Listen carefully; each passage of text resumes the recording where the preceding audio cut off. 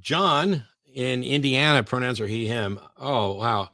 John, it says here you lost your dad on Thursday and you want to talk about dealing with it. I'm sorry to hear that. How can we help? Yeah. Oh, wow. Matt, thank you for taking my call. Hi, Jim. Hello. I want to give a quick shout out to the crew, too. Puck was very nice and answering my question, making sure I was still on the phone to take the phone call. Awesome.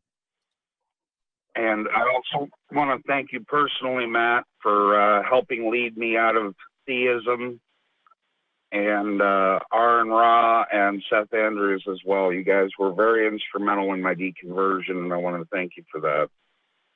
Well, you're very welcome. I'm glad what we've done is useful. How can we try and help today?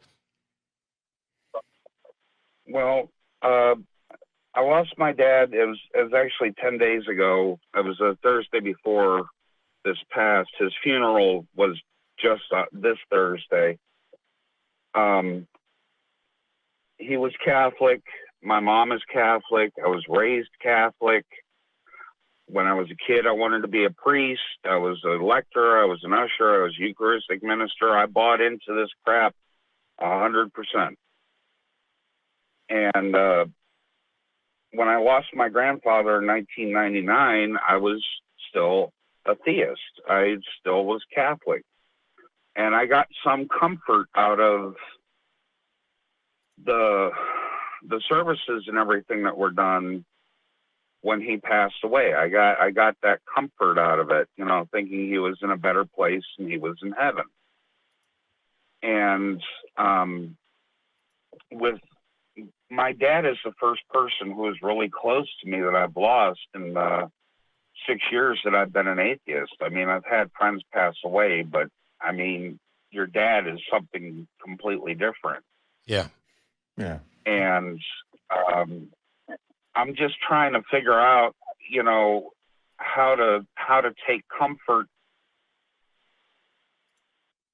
for the fact that he's gone now, you know, without having that religion to that lie to comfort me. Yeah. So this is one of the problems, is that religion has done a really terrible job. It done all of us a disservice by giving people unrealistic expectations about death and dying.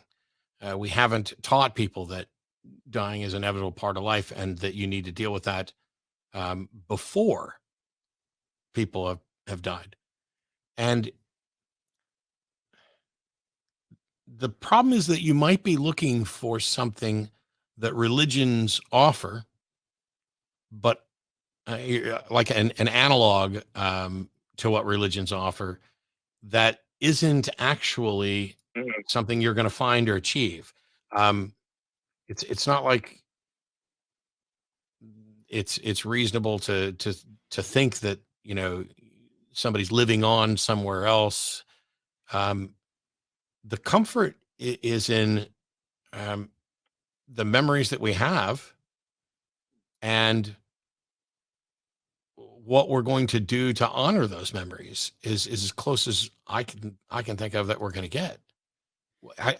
Maybe if you could, I really don't know. Maybe if you tell me what it is that you're primarily looking for, maybe Jim will have something better. But I mean, one of those things is that it sucks that all of us are going to die.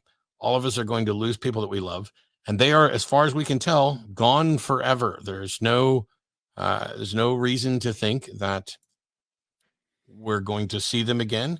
And that encourages us, I hope, to try to treat people right, you know, the first time. But religion sets up such terrible expectations with regard to death that I think even after people find their way out of religion, they might be looking for something that they're not going to find. I understand where you're coming from. Yeah. I'm apparently looking for something that's not there.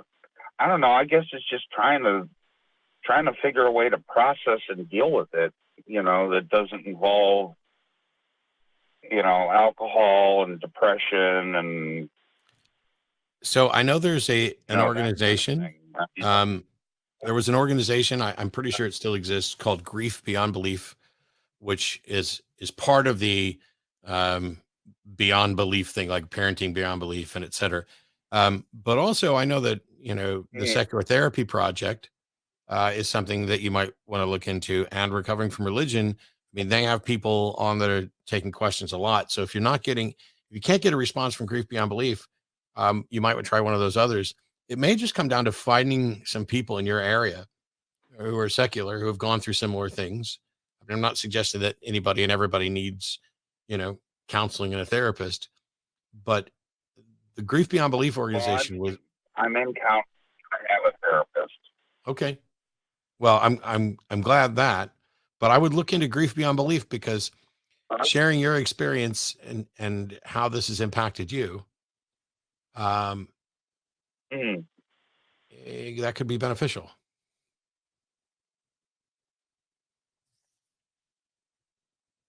Okay.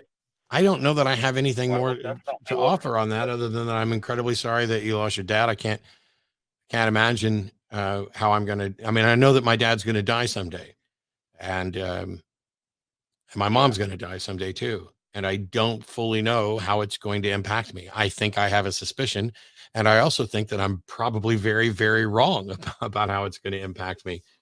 And all I can offer you is my sympathies and compassion, and pointing you to directions like Grief Beyond Belief and other places where you might find people in similar situations, because that can be very helpful. Yes, I really appreciate it. I truly do. Yeah, I don't have anything more than what Matt said. Honestly, I mean, you're gonna grieve. It's gonna suck, and it'll get better. This is just something we know about how grief works. But right, happiness is directly related to the number of people and the number of people you interact with on a daily basis. And so I would strongly encourage you to resist the urge to isolate yourself and be alone. I would, go seek people out. If it's your thing, let them buy you a drink. Talk about it and get through it. And deal with it as best you can. And therapy is a good thing to do. But it's one of those things that, I think saying, oh, I'll meet them in the afterlife is a way of avoiding dealing with grief. It's not a way of dealing with grief. And so as atheists, we have to deal with things, I would say, in a much more mature way than religion lets us deal with things, especially bad things that happen. So it's one day at a time, one step at a time. Keep your network of friends and family close to you, and don't be afraid to talk to them and open up. If they're your friends, they'll appreciate it, and they may not know what to say either. They may have, there are no magic words, as much as we might like there to be. So I'm sorry for your loss, and I hope things get better soon.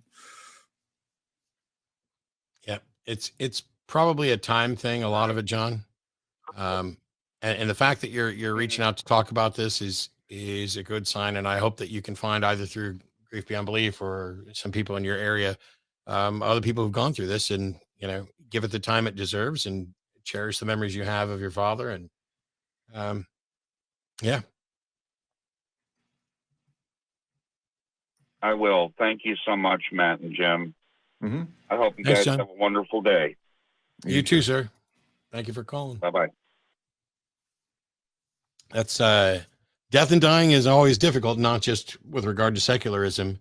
I have plenty of theist friends who struggle with dealing with it, even though they're convinced that they're going to see somebody again in an afterlife. It doesn't change the fact that you've lost a significant person in your life. Right. That you could have picked up the phone and called at any time, and now you can't do that anymore.